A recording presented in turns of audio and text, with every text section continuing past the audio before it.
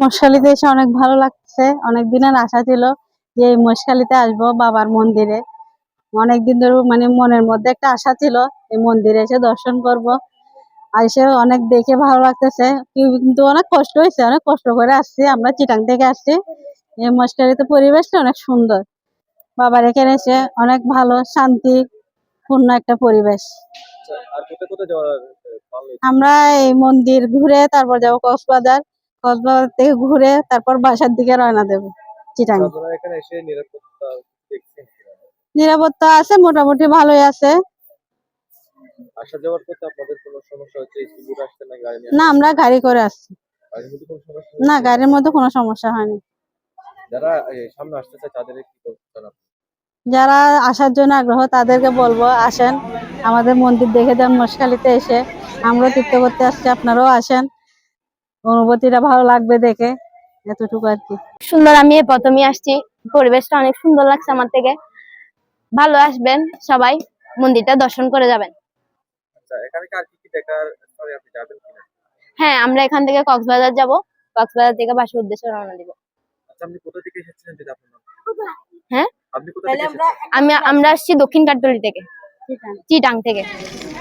মন্দির আমাদের আদিনাথ হলো শিবের আরাধ্য মন্দির, এবং আদিনাথ হলো শিবের চন্দ্রনাথের বড় ভাই। সেই হিসাবে আমরা আদিনাথ এবং পারিজাত ফুলের গাছ টাছ আছে, বৃক্ষ আছে, এই জন্য আমরা এই স্থানে দর্শন করতে আসছি।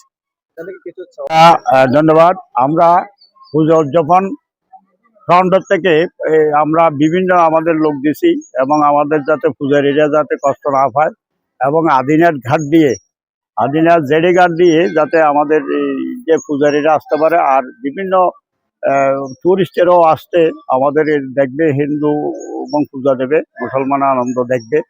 হ্যাঁ, সবাই আমরা মিলিতভাবে মন্দিরের এবং সব সুন্দর পরিষ্কার রাখার জন্য তাদেরকে আমরা নির্দেশনা দিছি।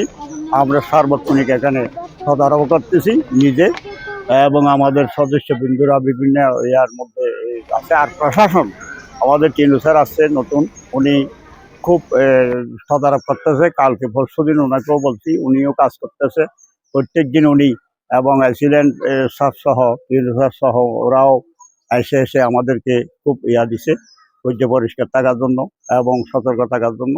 সব জায়গায় ওরাও তদারক করতেছে। আমরা এই ধর্মের জন্য এবং আমাদের মহেশখালীর সৌন্দর্যের জন্য আমরা সার্বক্ষণিক এবং প্রস্তুত।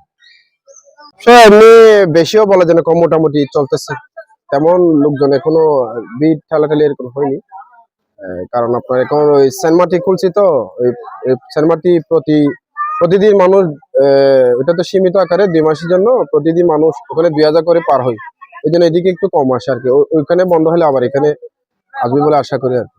সেখানে আসতে সিন্ডিকেট বলতে এটা কি, মানুষের জবরদস্তি করে কারো হয়তো ভাড়া আদায় করা হয় না, ভালোবাসা দিয়ে মানুষদের হয়তো কোন একটা কথাবার্তার মাধ্যমে কিছুটা তাদের কাছে টাকাটা হয়তো মনে করছে নেওয়া হয়।